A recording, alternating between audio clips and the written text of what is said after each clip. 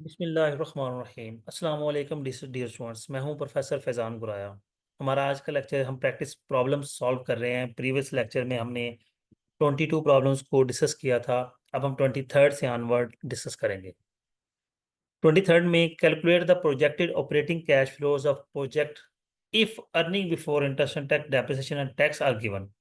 ये earning before interest and tax है, ये डेप्रिसिएशन है और ये टैक्स है। तो ऑपरेटिंग कैश फ्लो सीधा सीधा earning before interest and tax में डेप्रिसिएशन ऐड होती है और टैक्स माइनस होता है। तो ये 35,000 हमारा ऑपरेटिंग कैश फ्लो आ गया। सीधा सिंपल क्वेश्चन था। अगले क्वेश्चन देखते हैं कि को नई चीज उसने दी होगी। If the following information is available regarding X Y Z company, sales are 25,000 per units per year. ये हमारी सेल्स हैं जो कि 8 रुपए पर यूनिट है। तो उनको मल्टीप्लाई करके हम अपनी सेल्स निकाल लेंगे।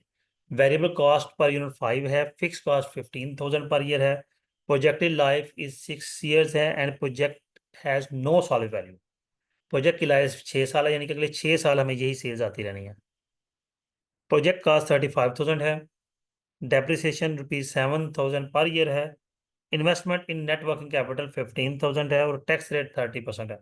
What is required to prepare the projected income statement. हमें क्या कुछ चाहिए इनकम स्टेटमेंट बनाने के लिए? सबसे पहले हम सेल्स फाइंड करेंगे, वो आ जाएगी 2 लाख की। वेरिएबल कॉस्ट माइनस करेंगे 1,25,000। तो हमारा ग्रॉस प्रॉफिट आ गया 75,000, दोनों को माइनस करके। अब ग्रॉस प्रॉफिट में से फिक्स कॉस्ट माइनस करेंगे और डेप्रिसिएशन माइनस करेंगे। फिक्स का कॉस्ट हमारी 15,000 थी। इन्वेस्टमेंट इन नेटवर्क, ये फिक्स कॉस्ट ऊपर है, सॉरी, ये माइनस होगी। और 7,000 की हमारी डेप्रिसिएशन है, ये गिवन है जी। ये माइनस करेंगे तो 35,000 का earning before interest and tax आ गया। अब टैक्स जो कि इंटरेस्ट तो है नहीं, यहाँ पे कोई हमने लोन वगैरह नहीं लिया, तो सिर्फ 30% टैक्स माइनस करेंगे तो वो आ जाएगा 15,900, 15,900। तो हमारी नेट इनकम जो है वो आ गई 53,000 में से 15,900 माइनस करेंगे तो 37,100 हमारी नेट इनकम आ गई। इसी तरह क्वेश्चन नंबर 26 पे जाएंगे। Suppose there is a operating cash flow for ₹1,50,000। Net working capital has decline by 30,000 and there was no capital spending during year. ठीक है, पूरे साल में कोई कैपिटल स्पेंडिंग नहीं हुई। 1,50,000 का कैश फ्लो है, ऑपरेटिंग कैश फ्लो। और 30,000 का नेटवर्किंग कैपिटल डिक्लाइन हुआ है। तो जो कि चेंज तो था कोई नहीं, तो डिक्लाइन ही हुआ है, सिर्फ उसने दिया है, कैपिटल स्पेंडिंग कोई नहीं थी। तो हम डिक्लाइन की वजह से उसे नेगेटिव वैल्यू लेंगे, माइनस वो पहले ही होना था। तो हमारा टोटल कैश फ्लो 1,80,000 का आ गया। क्यों? क्योंकि 1,50,000 का जो कैश ऑपरेटिंग कैश फ्लो आया, 30,000 का डिक्लाइन भी उसमें ऐड हो जाना। क्वेश्चन नंबर 26 में आ जाएं। सपोज टोटल कैश फ्लो 1,20,000 है। Net working capital has been increase 40,000 and there is net capital spending 20,000 during the year. You are required to calculate the operating cash flow. Operating cash flow सीधा सीधा बात है कि operating cash flow, total cash flow में operating cash flow में से change in net working capital minus होता है और कैपिटल स्पेंडिंग ऐड होती है, सॉरी वो भी माइनस होती है। अब ये दोनों चीजें उठा के इधर लाएंगे तो ये दोनों टोटल कैश फ्लो में ऐड हो जाएंगी। तो जब ये दोनों ऐड करेंगे तो 1,80,000 का हमारा total cash flow from operating activities आ जाएगा। A company purchase equipment classified as 5 year property class makers for the 1 lakh. What would be the book value of equipment at the end of second year using makers depreciation percentage table? ये table वो question में खुद देगा, आपको याद करने की percentage जरूरत नहीं है। ये मैंने लेक्चर पढ़ाते हुए बात समझाई थी। पहले साल की डेफिनेशन 20% है, 20,000 आ गई। 2,000 की 32% है, 32,000 आ गई। दोनों ऐड करेंगे तो 52,000 आ गया। ये दोनों वैल्यूज माइनस करेंगे तो हमारा जो बुक वैल्यू 2 साल के बाद आएगी वो 48,000 आ जाएगी। फिर आ जाएगा जी, star company purchase research equipment. यहाँ 3 ईयर्स प्रॉपर्टी क्लास है। 3 ईयर प्रॉपर्टी क्लास का आपको पता होता है कि 4 वैल्यूज होती हैं, चारों उसने गिवन दी हैं। तो वो कह रहा है जी इनकी डेप्रिसिएशन कैलकुलेट करें चारों की। वो हमने फाइंड कर ली। तो पहले साल की डेप्रिसिएशन 1,33,320 बनती है। तो बुक वैल्यू पहले साल जाएगी 2,66,680। ये सोल्यूशन कैलकुलेट करने की जरूरत नहीं है, हमें सीधा सीधा पहले साल की बुक वैल्यू निकालनी है, वो हम निकाल लेंगे। नहीं, सॉरी, उसने कहा है कि मैकर्स के मुताबिक सारी डेप्रिसिएशन कैलकुलेट करें और पहले साल की बुक वैल्यू भी फाइंड करें, तो दोनों हमने कर लें। ओके जी, क्वेश्चन नंबर 29 पे चलते हैं। Suppose the stock has a initial price of 80 पर शेयर 1 ईयर अगो। एक साल पहले 80 प्राइस थी। इट पे डिविडेंड, ये डिविडेंड भी पिछला ही है, और उसने ग्रोथ रेट यहाँ पे कौन नहीं दी। तो डिविडेंड यील्ड क्या आ जाएगी सीधा। अच्छा है, बिगिनिंग प्राइस पे डिविडेंड यील्ड फाइंड करनी है तो उसके लिए ग्रोथ रेट तो जरूरत नहीं होती। डिविडेंड को बिगिनिंग प्राइस पे फाइंड करें, डिवाइड करें, डिविडेंड यील्ड आपकी 15% निकल आएगी। A particular investment has returned 9%, 15%, 6%, and -5% over the last 4 years. Find out the variance and standard deviation for the returns on investment. Series के बाद हमारे एक्चुअल रिटर्न्स 9, 15, 6 और 5% है। 5% नेगेटिव है। सबसे पहला काम ये करेंगे, इनकी एवरेज फाइंड करेंगे। एवरेज चारों को जमा करके 4 पे डिवाइड कर दे तो हमारा एवरेज 0.0625 आ गया। ये हमारा मीन निकल आया। तो हम इसका मीन से डेविएशन मालूम करेंगे। तो 0.09 में से 0.0625 माइनस करेंगे तो 0.027 आ जाएगा, 275। इसमें से ये वैल्यू माइनस की तो ये सारी वैल्यूज आ गई। अब इनको हम स्केयर्स करेंगे, ठीक है। स्केयर डेविएशन, तो ये हमारा टोटल वेरिएंस निकल आया। जब इसका लेंगे स्केयर रूट, वेरिएंस 4 - 1, ठीक है, चार वैल्यूज -1 किया है। 0.007 025, ऐसे मैंने वेरिएंस का फार्मूला और सिखाया है, वो जो मैंने सिखाया उसको भी आप यूज़ कर सकते हैं। मैं उसका भी लिंक डिस्क्रिप्शन में दे सकता हूँ। लेकिन अब इसको फॉलो कर लें, ये भी बेहतरीन है कि हमने वेरिएंस मालूम कर लिया। और स्टैंडर्ड डेविएशन हम अंडर रूट लेंगे वेरिएंस का, तो हमारा स्टैंडर्ड डेविएशन निकल आएगा।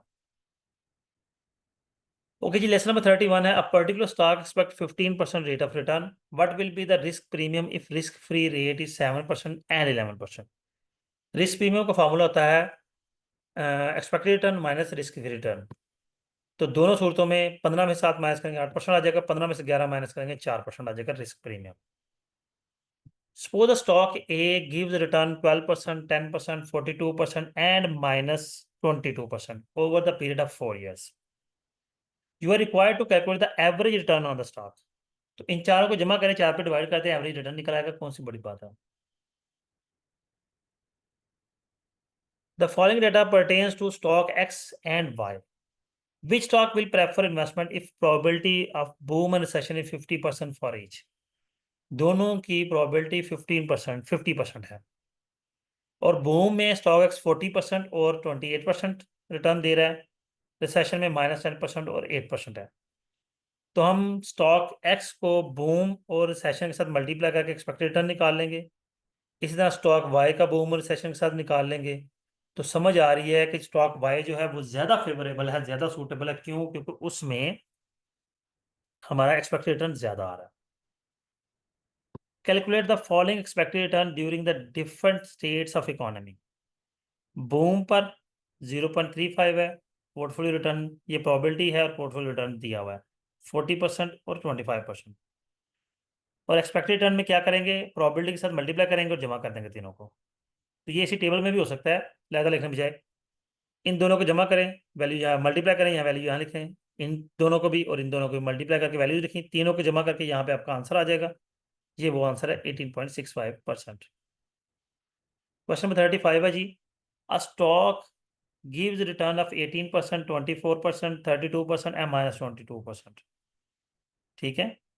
You are required to calculate average return, variance and standard deviation. ये अभी हम सीख के आए हैं।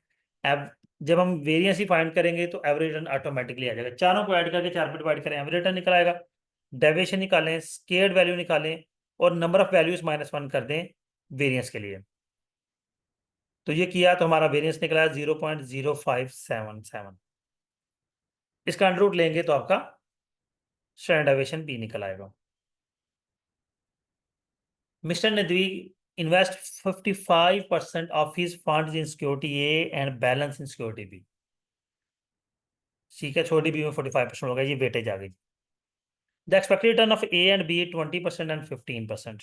You are required to calculate the expected return of the portfolio। सीधी सी बात है, वेट्स को रिटर्न के साथ मल्टीप्लाई करें और दोनों वैल्यूज को जमा करते हैं। ये दोनों वेट्स को हमने मल्टीप्लाई किया, ये यहाँ पे किया और ये यहाँ पे किया, और जमा करके ये इनके आंसर्स आए दोनों के, और दोनों को जमा किया तो 17.75% हमारा एक्सपेक्टेड रिटर्न निकल आया। फिर हमारे पास आता है company borrowed 8,50,000 at the interest rate 12%।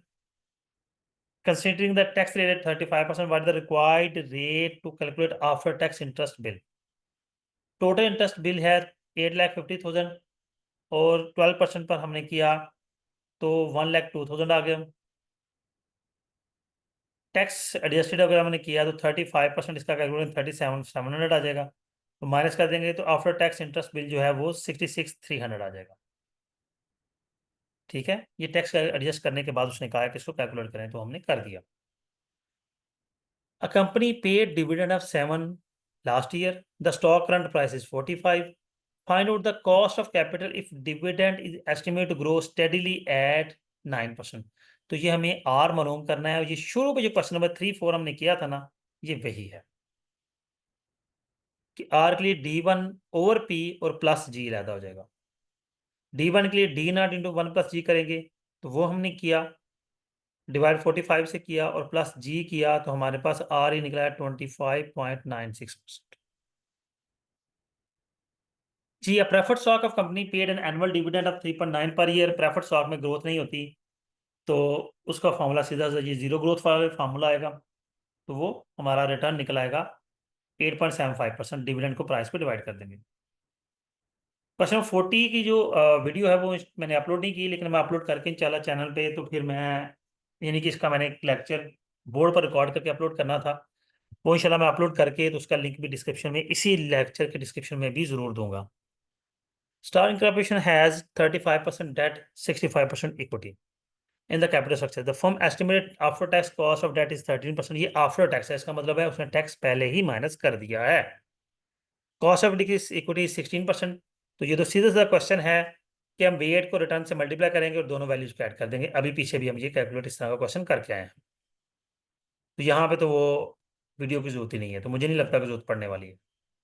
A company has a target capital of 60% common stock, 40% debt और कॉस्ट ऑफ इक्विटी 16% और कॉस्ट ऑफ डेट 9%। यहाँ पे देखें उसने टैक्स एडजस्टेड नहीं कहा और टैक्स रेट उसने दे दिया, तो अब हमने वन माइनस टैक्स भी करना है डेट के साथ।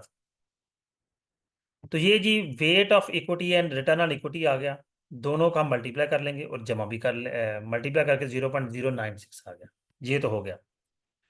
इधर हमने जब डेट के साथ किया तो सबसे पहला काम हमने किया कि 1 माइनस टैक्स करना है और फिर उसको मल्टीप्लाई करना है। 0.09 में से ये 1 माइनस टैक्स करेंगे तो ये 0.65 आ जाएगा, तो तीनों मल्टीप्लाई करेंगे 0.4 मल्टीप्लाई पर 0.09 मल्टीप्लाई पर 0.65, तो आंसर आ गया 0.0234। दोनों को जमा करेंगे तो 11.94% हमारा बैक आ गया, weighted average cost of capital. Calculate the weighted average cost of capital for both firm A and B.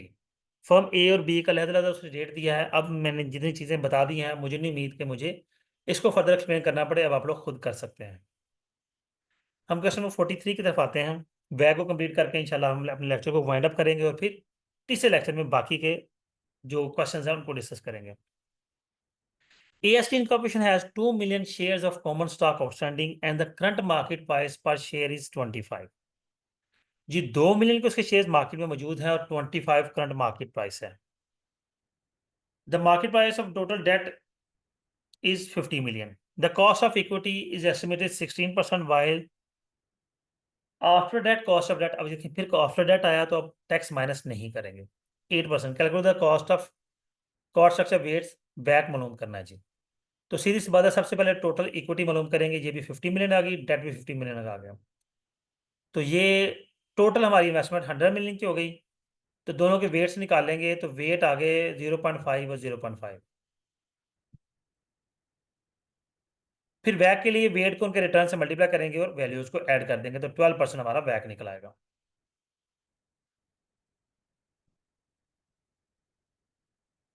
जी आगे आगे हमारे पास पेएबल रिटर्न्स आ गए, पेएबल टर्नओवर आ गया, तो अब इंशाल्लाह इसको हम नेक्स्ट लेक्चर में डिस्कस करते हैं। बैक को हमने यहाँ तक वाइंड अप कर लिया है। जी स्टूडेंट्स, उम्मीद करता हूँ ये लेक्चर आपके लिए बेनिफिशियल होगा। अगर ये लेक्चर पसंद आया हो तो चैनल को सब्सक्राइब करना हरगिज़ ना भूलिएगा। अपना ख्याल रखिएगा। अल्लाह हाफिज़।